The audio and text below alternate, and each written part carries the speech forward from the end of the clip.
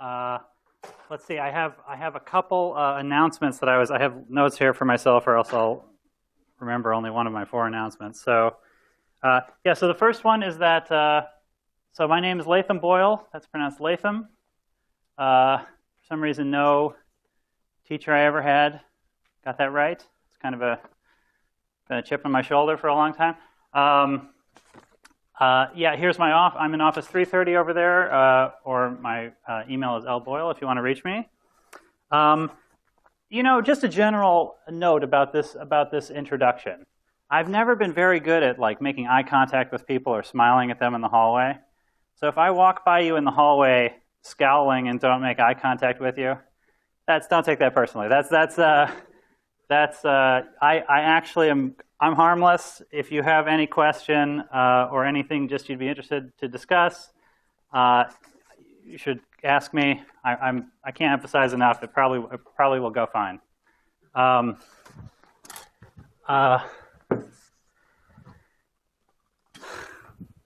Let's see.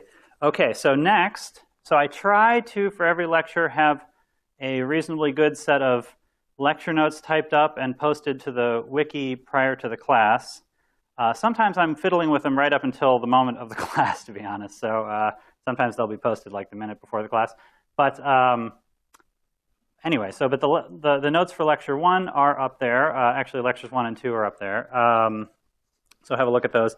Those are mostly because I think I'm kind of a crappy lecturer, or also very bad at writing on the board, and I erase the things that I write out of habit before people have a chance to write them down. And I'm going to try not to do that. But anyway. So anyway, hopefully the lecture notes will mitigate some of that. And then a final introductory announcement is that I will try to remember once or twice per class to tell a joke or say something to allow you to reset your mental apparatus. But the main problem with my jokes traditionally has been that I'm the only one who finds them funny. So I offer as a suggestion for this new class. Now this is my serious suggestion. Think about it. You guys do the jokes. Now, in the past, when I've asked the students to tell the jokes, no one has felt comfortable telling a joke, and you'll see why. Because I'll tell a joke and it'll bomb. And then it's who wants to put themselves in that position voluntarily? But so, nevertheless, there may be a brave soul in here. But even if there is not, that would be the dream situation. Would be someone actually comes up and tells a joke. That would be okay. I just want to emphasize to make eye contact with everyone in the room. That would be my dream. Okay. But if you're not comfortable doing that, if you have a joke that you can even submit it anonymously to me somehow. I'm not sure exactly how you would do that. But alternatively, you could submit it to me. You could email it to me, let's say, and then I could tell it without attributing it to you, but just mentioning that it came from someone in the class. I guarantee the joke is going to go better if it comes from someone in the class instead of me. I'm just sure of it. There's going to be something. There's going to be a kind of natural goodwill there, and anyway, so that's okay. Those are all the initial announcements. So now I just wanted to say a couple words about why cosmology, I guess. What's the point, and then try to give a rough outline of what the course will cover. So traditionally,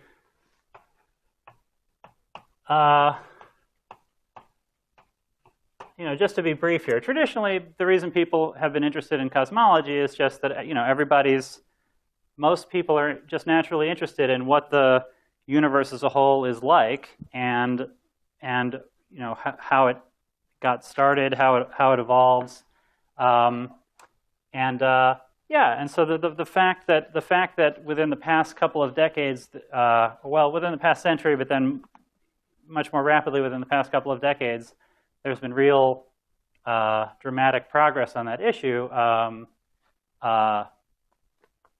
Is interesting in and of itself. Then a more modern reason is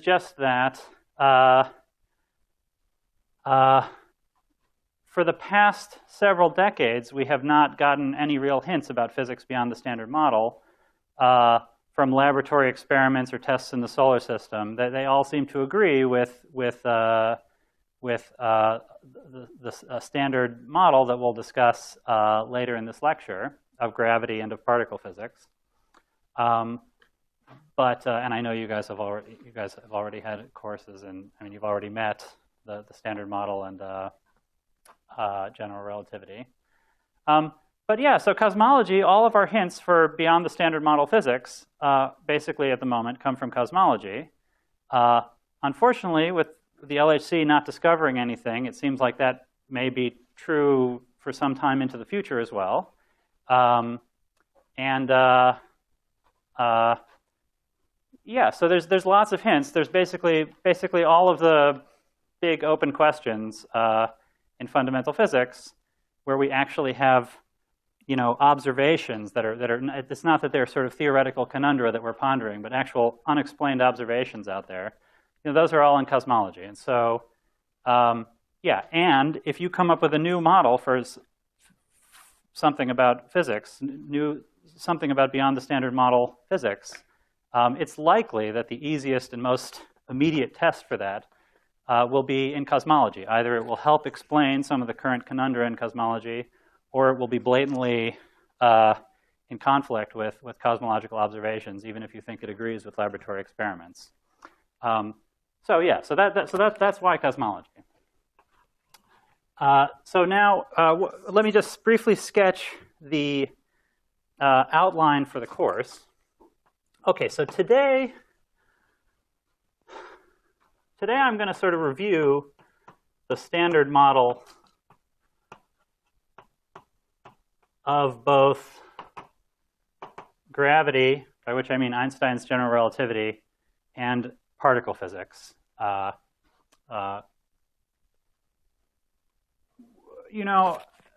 know that a lot of you have already taken a Standard Model review course and have already taken Ruth's gravitational physics course. So I don't want to bore the people who already know a lot about this, but I also want to do something to set the stage for everyone, and especially for the people who have, may have less background in one of those two topics. In the past, what I've done is I've done a relatively long review of GR in this first lecture, and in practice, that a lot of people are bored by that. So, the new proposed thing this year is that if you look at lecture 1, the notes on the wiki, they're a sort of condensed 5-page concise summary of, let's say, the core of general relativity. So if you're feeling like you need to brush up on general relativity, I recommend you read those notes. They should be pretty clear and pedagogical. In this lecture, I will go a little bit faster, and if you want, maybe not. Well, yeah, you'll see. I'll be a little bit faster, and then I'll also be wanting to get at the end of the lecture to the Standard Model itself, Standard Model of particle physics, just with the goal of describing, before we move on to, as I was saying, trying to make sense of what our understanding of the universe on the large scales is, and its hints for physics beyond the Standard Model. Let's just start by trying to say in a concise sort of lightning review, what is the Standard Model? What is the model that describes everything in lab experiments on Earth and in the solar system? Okay, tomorrow we will start cosmology in earnest. Tomorrow we'll be sort of meet the three most important types of metrics. So there are the maximally symmetric spacetimes, the FRW spacetimes, and the black hole spacetimes. So we want to sort of meet all those metrics. There's a lot of metrics here, but if you kind of present them in a unified way, there's really not very much to get to know here. You can kind of pull a lot of things together, and we want to sort of understand how these guys are related to one another, because these are sort of the three classes of metrics that really play an important very important role in physics in one way or another. The rest of the solutions of Einstein's equations, are so far appear to be basically of academic interest. So then lectures 3 and 4. Okay, so in other words, Wednesday and Friday, the idea is to focus in on the FRW metrics, which are the metrics that we think describe, well, that do, to a first approximation, describe our actual universe, and get to understand their physics, how particle propagation in those spacetimes, the interaction between the matter and the geometry in those spacetimes, how they evolve. So let's say kinematics and dynamics here.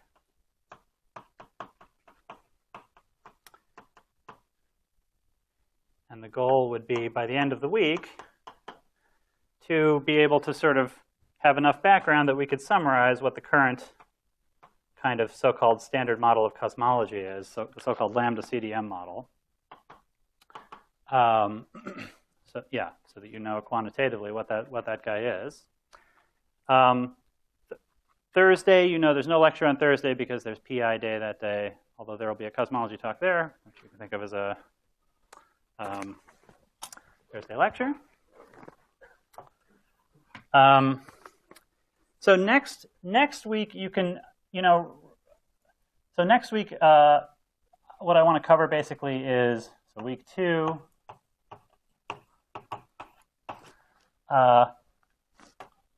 basically our 2 most important bits of observational evidence for the Big Bang at early times and most important probes of the early universe: Big Bang nucleosynthesis and the cosmic microwave background. We want to get to know those 2 guys, and then we'll be ready to begin to talk about the non-standard stuff that appears in cosmology. So we'll talk about dark matter,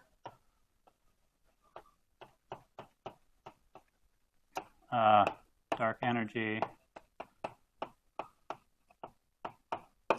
and matter antimatter asymmetry.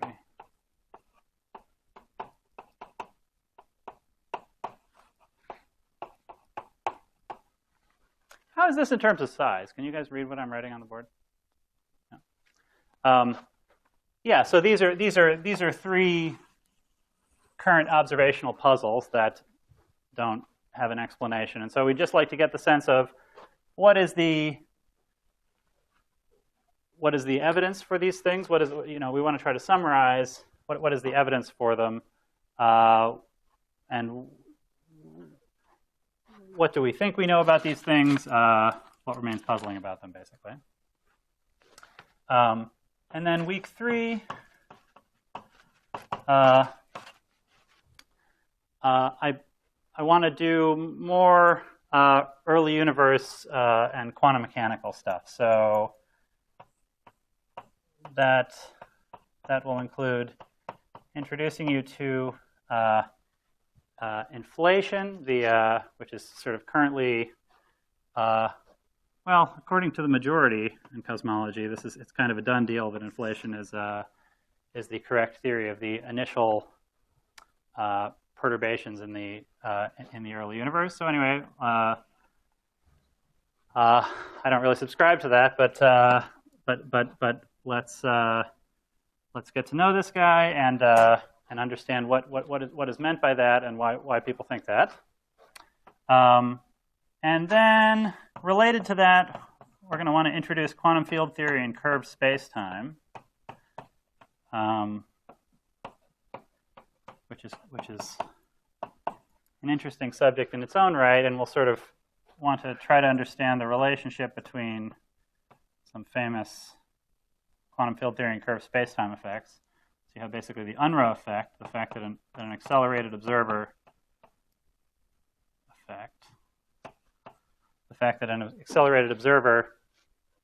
accelerating through the vacuum sees himself in a thermal state, the black hole thermodynamics, the black hole evaporation, and the primordial spectrum of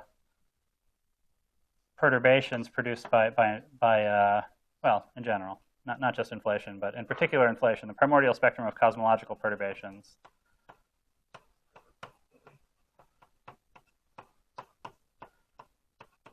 And we sort of want to understand what is the relationship between these guys. And then finally, hopefully,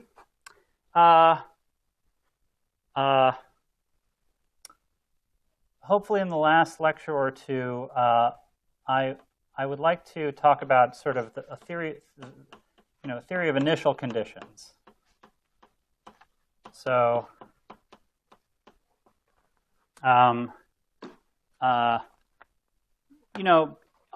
of everything that most of what is discussed traditionally in cosmology, and this includes inflation, falls in the category of if the universe was in such and such a state at such and such a time initially, how does it evolve, and then what is it like at a later time?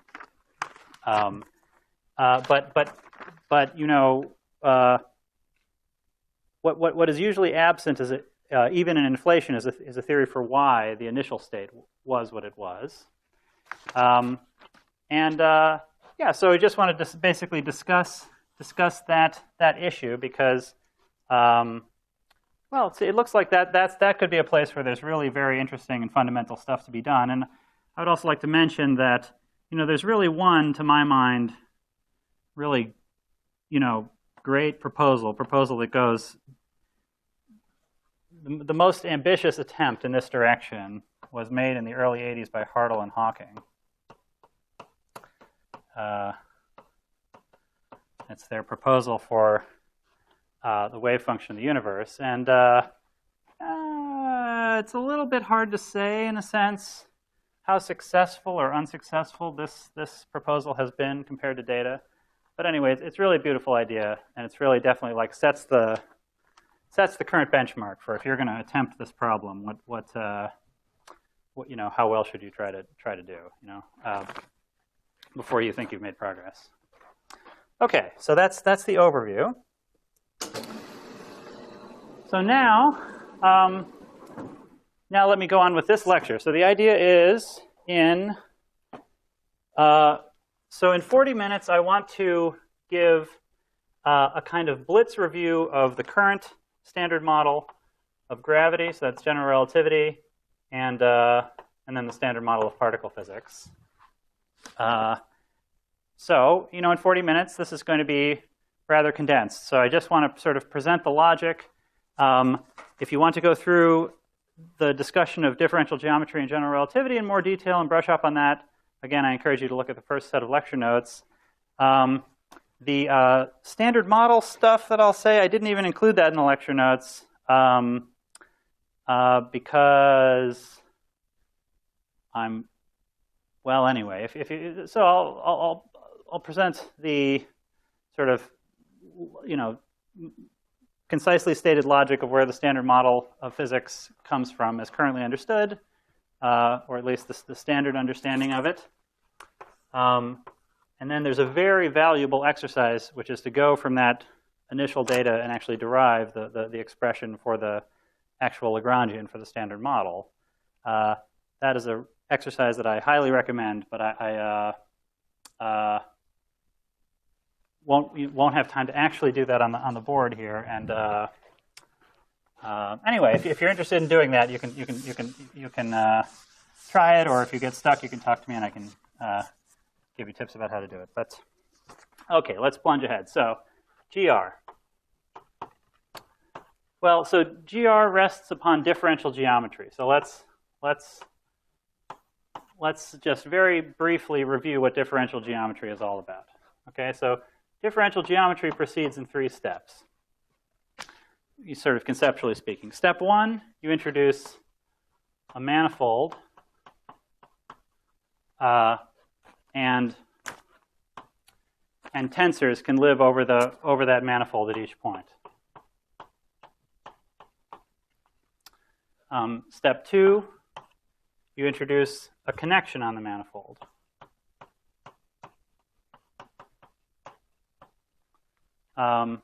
And once you've introduced the connection, or in other words, you introduce the notion of a covariant derivative,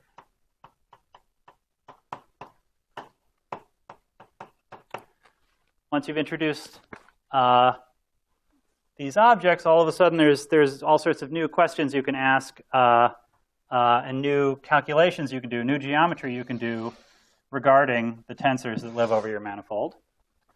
And then step 3, you introduce a metric onto the manifold. Okay, so you introduce this guy, the metric G mu nu, and again, once you've introduced him, again, there's all sorts of new things you can calculate, quantities you can talk about, new notions that enter geometry. So let's briefly talk about this guy. So again, a manifold, by an n-dimensional manifold, I just mean, you know, a blob such that if I zoom in close enough near any point on that blob, it looks like a little patch of n-dimensional, of Rn, of n-dimensional Euclidean space. And then above each point, we have tensors living, and so we describe this. We can lay down n-dimensional coordinates to describe what point on the manifold we're talking about. So, for example, we might lay down a coordinate system that locally looks like this. This might be the x coordinates, and above this point there might be this tensor T with T alpha beta with a bunch of components in the x coordinate system. And then what makes it a tensor is that if I now choose a different set of coordinates, let's call them the x prime coordinates, well, in those new coordinates, I will describe the same tensor T as having different values for its coordinates. So it'll have new values, T prime alpha beta. And the fact that it's a tensor means that the values in the new coordinate system are related to the values in the old coordinate system by a tensor transformation law, which just means that for every index, I multiply it by an appropriate factor to correct for the coordinate transformation. So, for example, if I have an up index, every time I have an up index, I have a factor that looks like dx prime gamma over dx prime alpha over dx gamma. Every time I have a down index, I have a factor that looks like the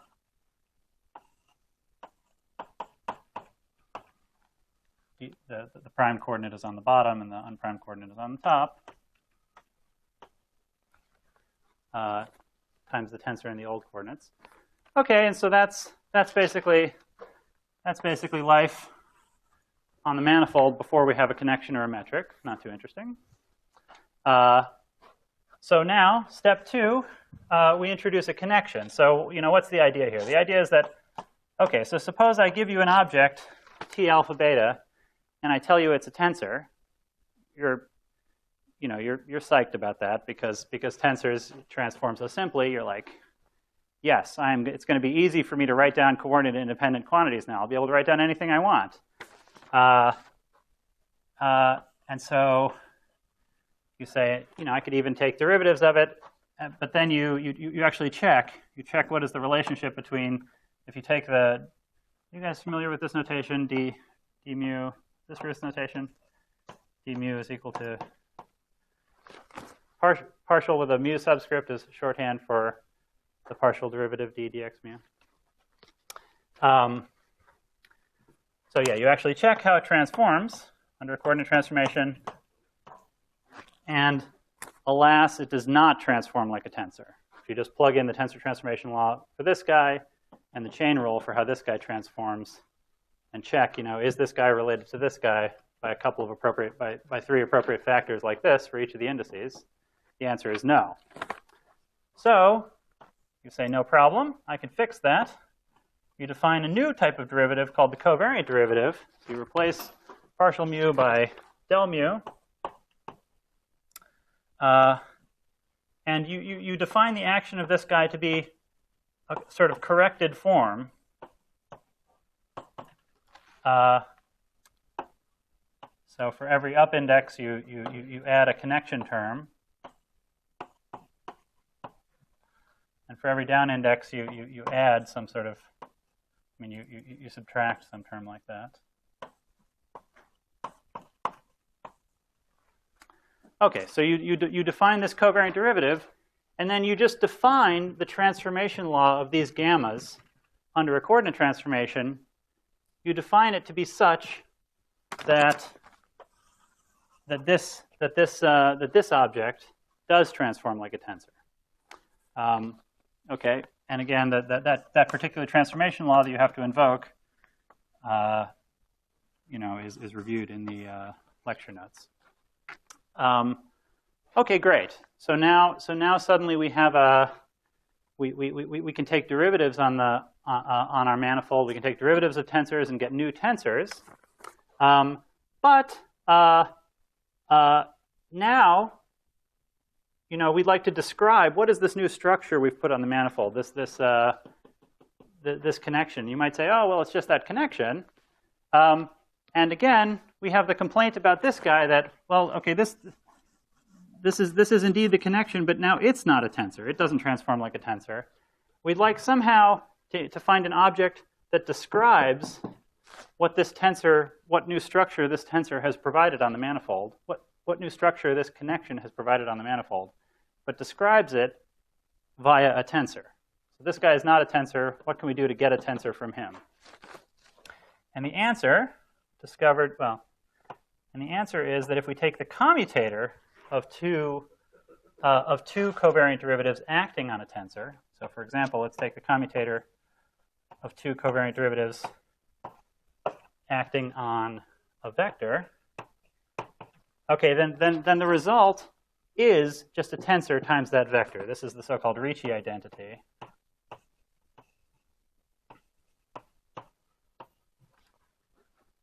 Okay, so this equation you can take to define this tensor, and if you just plug in this expression for the covariant derivative in terms of the gammas, in terms of the partial derivative in the gammas, you plug in that expression and expand it out, you'll get this sort of famous formula for the Riemann tensor, where there's two terms that are derivative of gamma minus some other derivative of gamma, and then plus gamma gamma, and then minus gamma gamma. Again, if you want to go through the explicit calculation and see the explicit formula, it's in the notes. Okay, great. So now we've gotten the curvature tensor. So at this stage, the curvature tensor has entered the story, and then we also have the notion of parallel transporting. Now that we have a covariant derivative, we can talk about parallel transporting tensors. So we used to just be talking about tensors over an individual point, but now we can think about the relationship between the tensors over two different points given a path connecting them. So if you have a tensor living over each point here, we say that tensor is parallel transported along the curve between these 2 points A and B. We can now say that it's parallel transported if its covariant derivative, if its directional derivative along that. I'll say the tensor T beta gamma is parallel transported along this curve if its directional derivative along that curve vanishes. So here U is the tangent vector to the curve.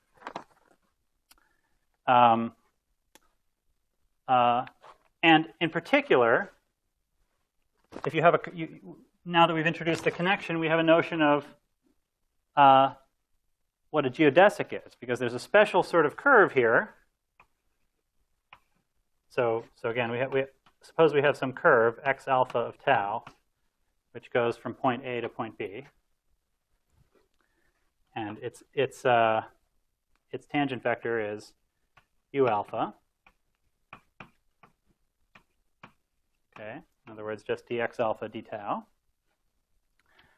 Then for a special class of curves, that the tangent vector will be parallel transported by the curve itself.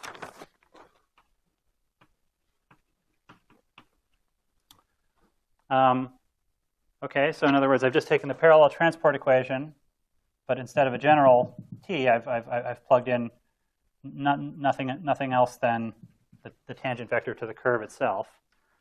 So if the tangent vector is parallel transported along, if you have a curve that parallel transports its own tangent vector, that's a geodesic.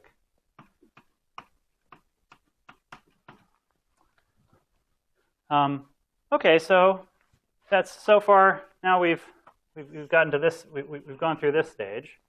So once we introduced a connection or a covariant derivative on the manifold, life got a bit more interesting. There was more stuff we could do, but it still doesn't yet smell quite like the universe we live in.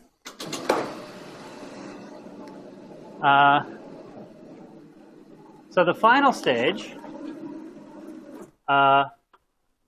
is to introduce a metric on the manifold. So for two infinitesimally nearby points with coordinates, let's say x mu, and this guy has x mu plus dx mu. The metric lets me determine the distance between those 2 points. The invariant distance squared between those 2 points is just g mu nu, the metric evaluated at the point x of interest, contracted with the coordinate, the little infinitesimal coordinate distance between those 2 points. Okay, so we have this new tensor that gives us. So now, in addition to talking about parallel transport along curves, we can talk about the length of the curves. It's just we just integrate up ds all along the curve to compute the length of it. We get a new notion of what a geodesic is. Now a geodesic, there's a new, sorry, I should say first. So we have introduced, previously we had introduced a connection, gamma alpha beta, and we just chose whatever connection we wanted. Now we have introduced a metric g mu nu, and we can just choose whatever metric we want. But now that we've introduced a metric, not all connections are equally nice. There is a one that is naturally most suited to this metric, which is called the Levi-Civita connection.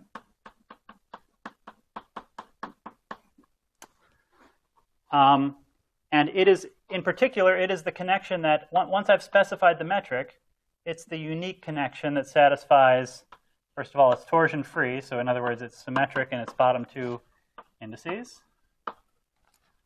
And on the other hand, it satisfies the fact, it gives rise to a covariant derivative that annihilates G.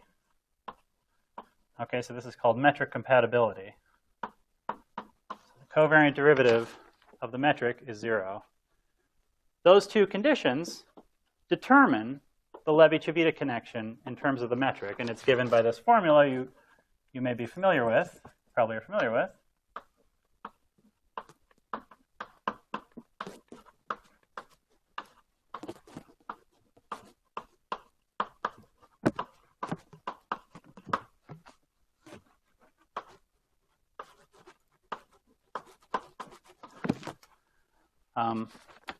Okay, so again, for the derivation of that, see the notes. So finally, now that we have a metric, now that we have a manifold endowed with a metric, and from now on we will assume that the connection is this Levi-Civita connection determined by the metric, then it turns out there's a new equivalent way to describe what a geodesic is. We previously said a geodesic was a curve that parallel transported its own tangent vector, and for that we didn't need a metric to define such curves.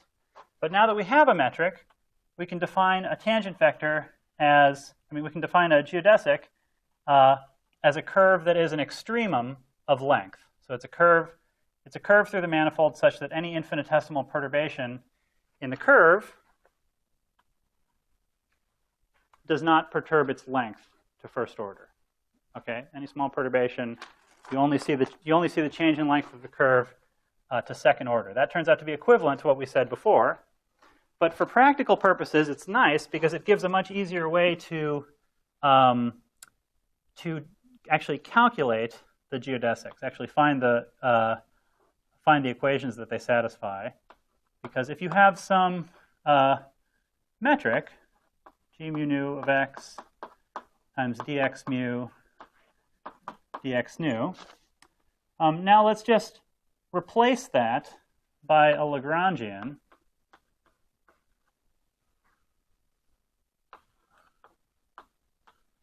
of the same form, but I'll just replace each of these dx mu's and dx nu's by x dots, by x dot mu and x dot nu, where x dot mu is dx mu d tau. Okay, now, so this is, now just think of this guy as a Lagrangian. In other words, a Lagrangian usually depends on some coordinates q and their time derivatives q dot. And then you calculate the Euler-Lagrange equations. The dynamical equations governing q and q dot are given by dl dq is equal to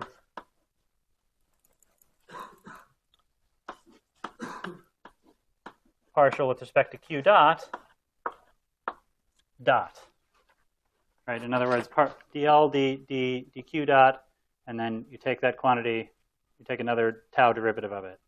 Those are the Euler-Lagrange equations. Well, if x and x dot are our q and q dot, the geodesic equation is just equivalent to the Euler-Lagrange equation that you would calculate from this guy. And as we'll see in a couple of days, this gives a much easier way, for example, to determine the geodesic equations in FRW spacetime than using, if you explicitly use this equation, for which you would first have to calculate all the Christoffel symbols.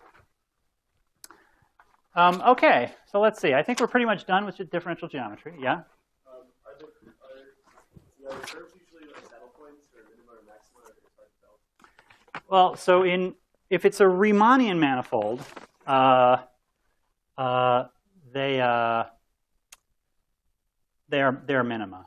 So if by Riemannian manifold, I mean a manifold where all directions of the metric, if you diagonalize the metric is a symmetric matrix. So you can always diagonalize it, and it'll have real eigenvalues. If all of those eigenvalues are positive, then the geodesics are minima of the length. But in the case where the signature is mixed, where there are some time-like directions and some space-like directions, then that's no longer true. Okay. Yeah, so that's all of differential geometry. Good time to stop for my first joke. This actually isn't even a joke. I was just thinking about this last night. And so when I first met my wife, so my wife is Russian, and I first met her, we used to go sometimes to visit her grandmother, who lived in this apartment with all these other Russian grandmothers who had immigrated to the United States. And so she used to say, at that time I didn't speak Russian, so she used to say these things, and then my wife would translate them to me. And okay, anyway, so these are just some of them really stick with me. So like maybe like the first time I went to visit her, when she wanted to say something, she would always begin by saying, ah, and then she would say something, something, something, which I didn't understand. And my wife would say, she wants to tell you this. And so she said, ah, something, something, something. And my wife said, so my wife pointed, there was a cockroach on her kitchen floor, happened to be running across her kitchen floor. She said, my grandmother says that's her neighbor's cockroach. Anyway, so I have to dole these things out in small quantities, but we'll have to at least get through general relativity before you get another one. Okay, 20 minutes left. Okay, so general relativity. So really all I want to do here is go through a derivation for the Lagrangian, or the action, for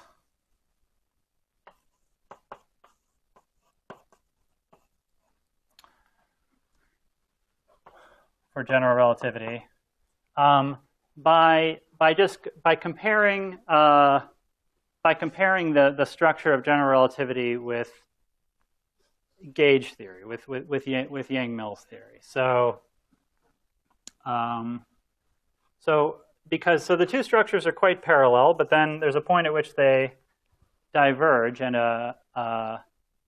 it's just interesting to see how that leads to the structure of the Lagrangian for general relativity on the one hand being different from the structure of the Lagrangian for gauge theory on the other hand. So what we just said was that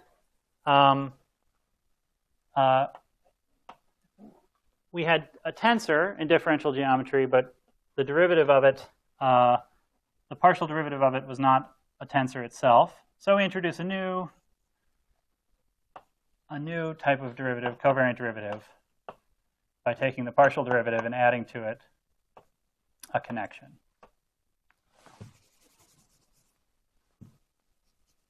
Yeah.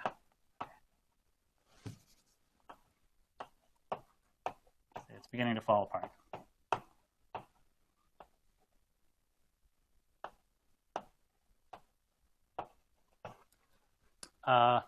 So similarly, in gauge theory, let's say we have an n-tuplet of fields that transform, under the gauge group SUN. So just like this guy, just like V alpha would transform under a gauge transformation of general relativity, by which I just mean a coordinate transformation.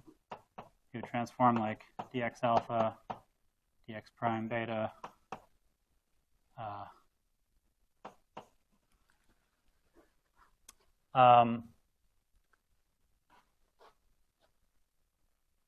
what am I doing? Sorry. I'm thinking ahead, and so not paying attention while I write here. Apologies. So this guy transforms like V prime alpha is equal to dx prime alpha dx beta V beta. So it transforms with some space-time dependent matrix here. So in gauge theory, we similarly have some set of, let's say, n scalar fields or n fermionic fields, which transform under a transformation to under a gauge transformation to a new set of components. Again, space-time dependent.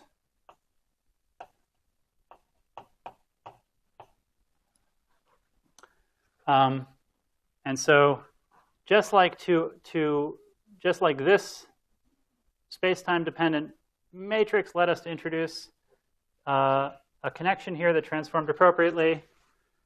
Similarly, when we take the partial derivative of this guy, if we took just an ordinary partial derivative, again, we would find that that partial derivative no longer transformed nicely with respect to the gauge transformation. So instead, we introduce the gauge covariant derivative, d mu.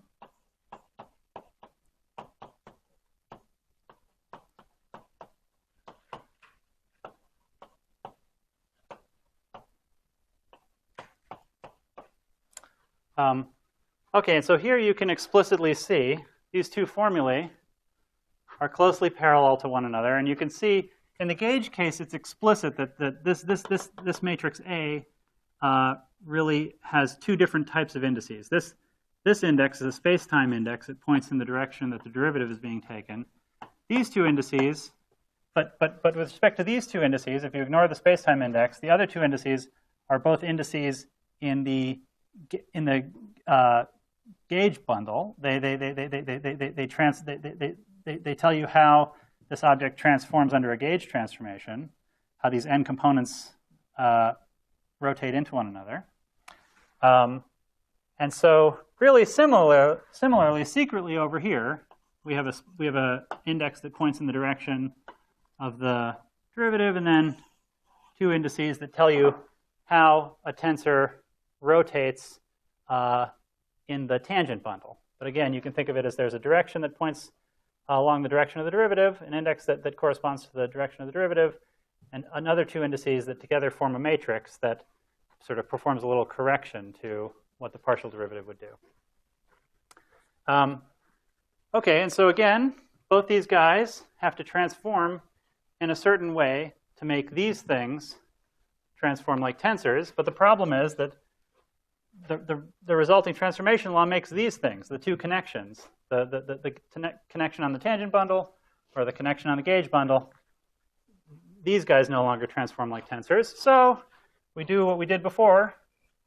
To construct a tensor out of them, we take the commutator of two covariant derivatives.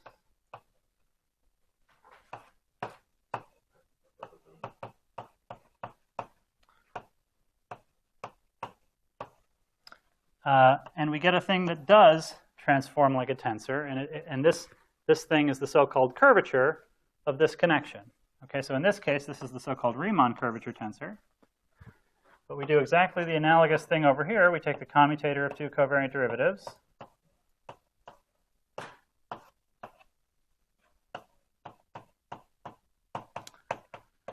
And with the exact same formula, up to a couple of extra minus signs. I guess conventionally, there's also a minus sign over here. I mean, factor of I, apart from a couple of factors of I that you usually include on the gauge theory side, but not on the general relativity side, you take an identical formula. And this formula is formally identical to this, but over here, where we define the Riemann curvature, here we're defining the curvature of the gauge connection, which you normally you just suppress these indices, write this guy like this, and you just call this the field strength. In the electromagnetic case, the index only runs over one component, so you don't even need these indices. So you just get F mu nu. But in the non-abelian case, in the Yang-Mills case, this is your Yang-Mills field strength. It has two space-time indices, but then two other indices which make it a matrix in the tangent bundle. Okay, so great. So we have this tensor over here. We have a tensor, and now we would just like to build an action from the tensors that we've defined. An action is supposed to be a scalar. It's not supposed to transform. It's supposed to not transform under either coordinate transformations or gauge transformations. So we have to somehow figure out how to combine up all these indices so that there's no hanging indices left over. Well, in this case, the answer is that there's a simple way we can do it. Well, the simplest thing we can write down, first of all, the simplest term we could write down in the action that doesn't transform under coordinate transformations is just a constant. So let's just write down a constant, and in fact, we'll call that minus 2 times a constant just for later convenience. But then the next simplest thing we can do is take just one copy of the Riemann tensor, and we first contract this index and this index to get the Ricci tensor, and then we contract the remaining two indices with the metric to get the Ricci scalar. Okay, so that's the simplest. Those are the simplest two scalars we can write down. And so if we just put a 1 over 16, if we just divide this thing by 16 pi times Newton's constant, that's the action for general relativity.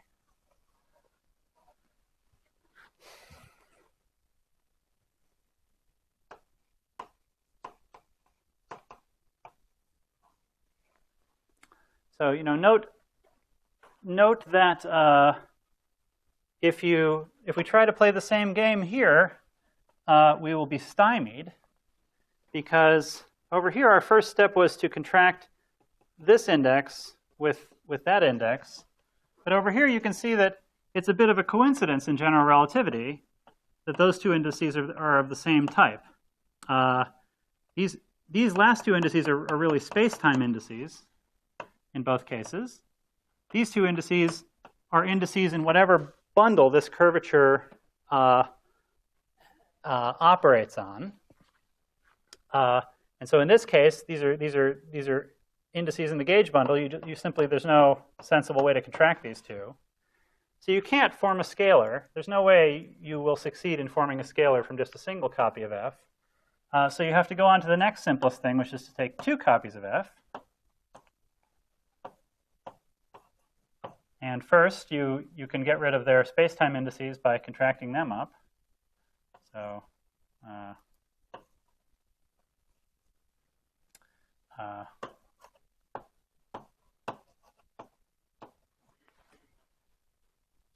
and then you can get rid of the matrix indices by just multiplying the matrices and then taking the trace, which means contracting A with C.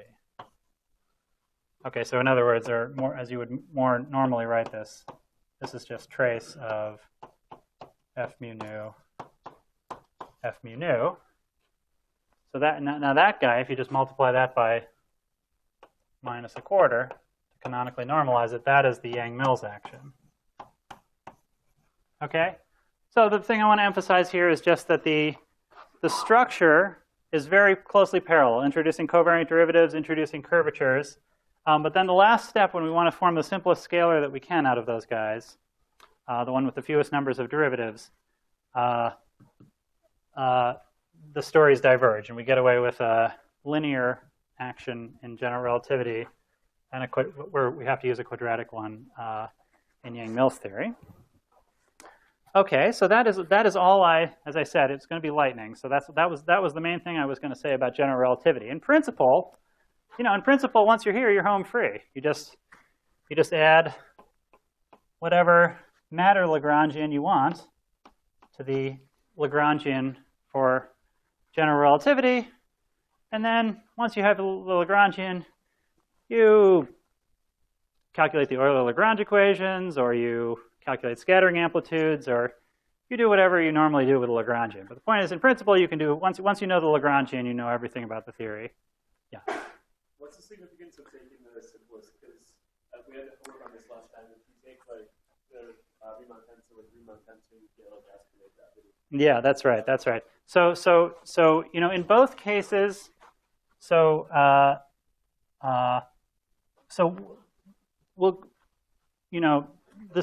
usual answer is that, and the answer that I'm going to give is that from an effective field theory standpoint, if you take any renormalizable theory and then integrate out scales and look at it on some macroscopic scale, you get some effective Lagrangian that describes physics on that relatively long wavelength. The leading, most important terms in that effective Lagrangian are expected to be the ones that are basically are the ones that have the coupling constants of highest positive dimension. In particular, the so-called relevant operators at long wavelengths are the ones that have coupling constants of non-negative dimension. So what I've written down here are this guy would correspond to a term with mass dimension to the fourth out front. This term has mass dimension squared. Indeed, there's a next term which would involve 2 powers of r. Actually, there's a couple terms you can write down that are built from 2 powers of the Riemann tensor. Those have a dimensionless coupling constant. Now it turns out that those may be present. Those probably are present. The experimental constraints on these coupling constants, on those terms are so weak that in practice you just ignore them in thinking about tests in the solar system, for example. But in principle, there's all these other terms. But beyond these 3 quadratic and curvature terms you can write down, the other terms all have negative mass dimension coupling constants, so are expected to be very suppressed at low energies. Those terms are expected to be suppressed by something like 1 over the Planck scale to some power. Similarly, in the standard model, when you write down the standard model, you only write down the terms that have non-negative, that have coupling constants with non-negative mass dimension. Presumably, it is believed for the same reason that even if there's some more complex, bigger theory at high energies, and the standard model just represents the light degrees of freedom that you see at longer wavelengths, that the relevant terms at low energies will only be those ones with 0 or positive mass dimension for their coupling constant. Okay. Shall I attempt a 3-minute standard model blitz, or is that crazy? Or both. There's also both is the answer, possible answer. Okay. So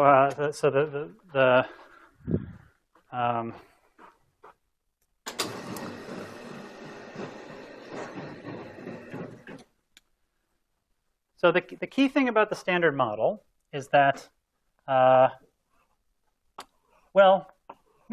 think maybe the only thing that I'll say is this. So the algorithm for choosing, for sort of defining the standard model as it is normally understood is that you start by choosing the symmetry group. So you decide that you want a theory that is Lorentz invariant, Poincare Lorentz invariant, and space-time translation invariant, and has in addition, some gauge symmetries. So you choose the gauge group. So in the standard model, you choose it to be SU3 cross SU2 cross U1. Okay, and I'm going to make those the top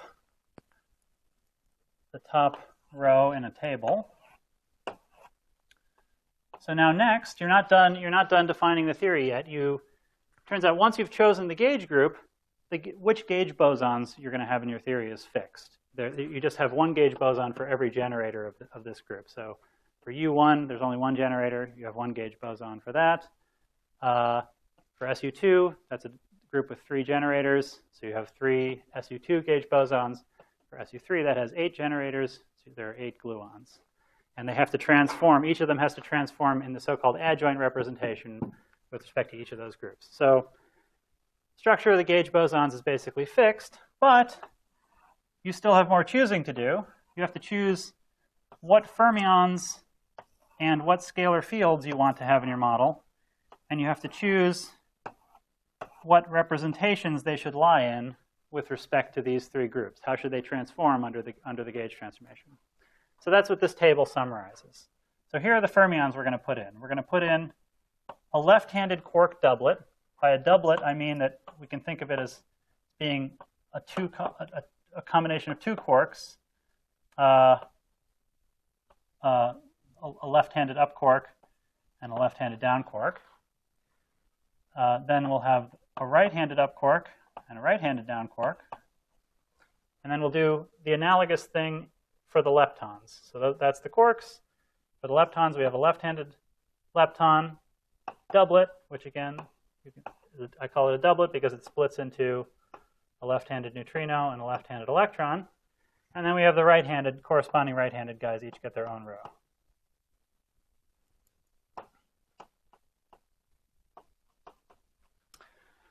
Okay, so now I'm just going to fill in what representation what representation each of these fermions lies in.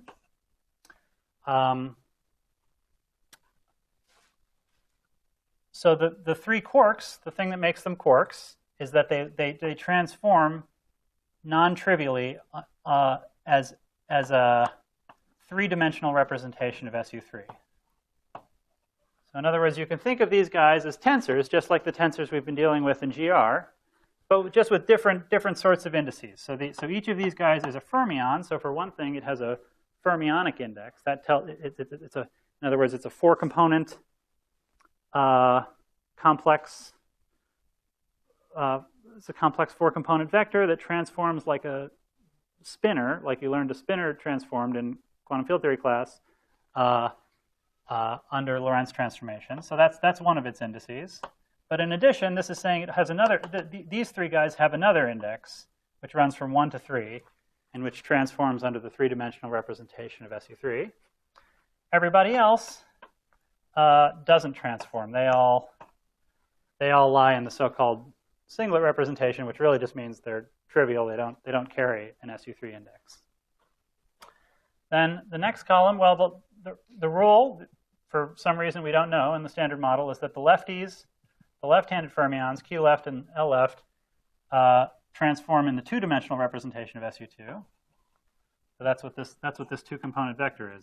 I've grouped them into their two-dimensional vector under which they transform under an SU2 transformation. And then the rest of them are all singlets. They don't carry it. All the right-handed fermions are all singlets. They don't carry an SU2 index. And then finally, there's their so-called hypercharge, which for the right-handed guys is just equal to their electric charge.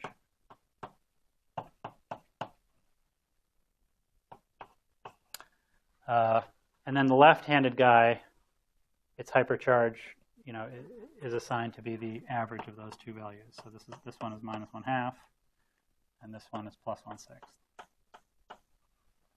And then we've left off one other line in the table, which is the scalar. We're going to only put one scalar field in the model, the Higgs boson, and we have to assign it some charges. So we say it doesn't have a SU3 index, doesn't feel color. It will transform like a doublet under SU2, and it has some hypercharge, which happens to be 1/2. Okay? So that's kind of the status of the standard model at the moment. You have to give this kind of arbitrary, weird-looking table of numbers to specify the charges and transformation laws of all the different fields. So that kind of looks gross. That's the bad news. The good news is, once I've written that table on the board, you're done. You're now just instructed to, oh, there's one more thing I forgot to tell you, sorry.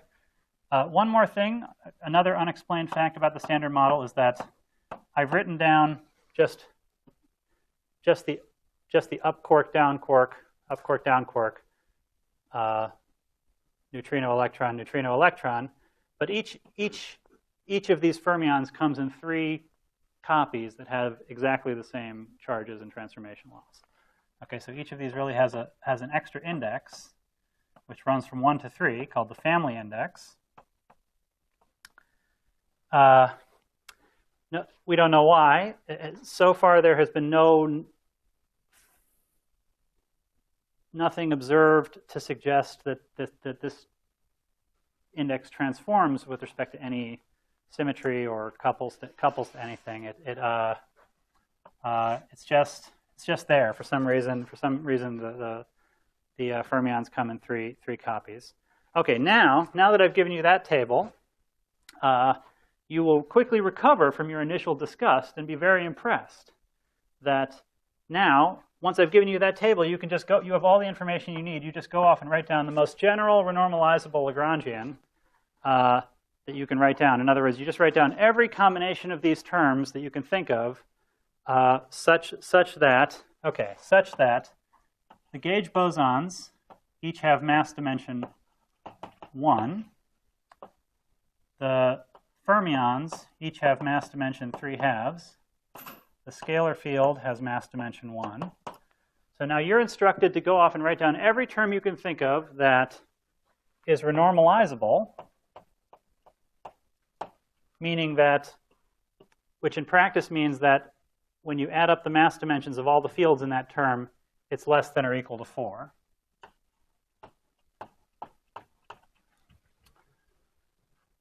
Because that turns out to be the condition, as I was saying before, that turns out to be the condition in 4 dimensions for its coupling constant to either be dimensionless or have positive mass. So we want to have a renormalizable theory. We're not going to take any terms that have a coupling constant with a negative mass dimension. So you just want it to be renormalizable, and then besides that, you want it to be invariant under Lorentz symmetry and under all of these gauge symmetries. So in other words, I haven't shown all of the indices explicitly here, but if you imagine writing down on each of these fields an extra index for each non-trivial transformation that it has, and also keeping in mind that it transforms as if it with a certain U1 charge, just try to write down every term you can that has no free hanging indices and transforms as a whole like it has charge 0 under U1. And that's the standard model Lagrangian. That Lagrangian appears to perfectly fit all of the experiments that we can do on the Earth. So I'll stop there because I'm already 5 minutes over. Sorry about that. But so that's the. I was just going to say that was too fast to actually have you be in a position to do it on your own, I think. But I'll have to decide whether to just. I think because this is supposed to be a cosmology course, I may leave that topic behind. What do you guys think? There's some incredibly valuable exercise to be done, which is to.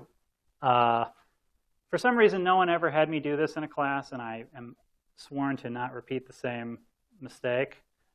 Although I'm not actually going to have you do it, but I will at least suggest that it's a great idea to do it. To go from this table to try to write down the full Lagrangian for the standard model. There's nothing like it in terms of really understanding the structure of the theory. But so my suggestion is that even though I'm trying to get you guys all pumped up about that exercise, that I, in practice, will actually drop it now and go on to cosmology like I was planning in the next lecture. Does that sound, you in agreement with that? Okay, yeah, so, okay, sounds good. Anyway, thanks. Sorry for, I will not run over in the future.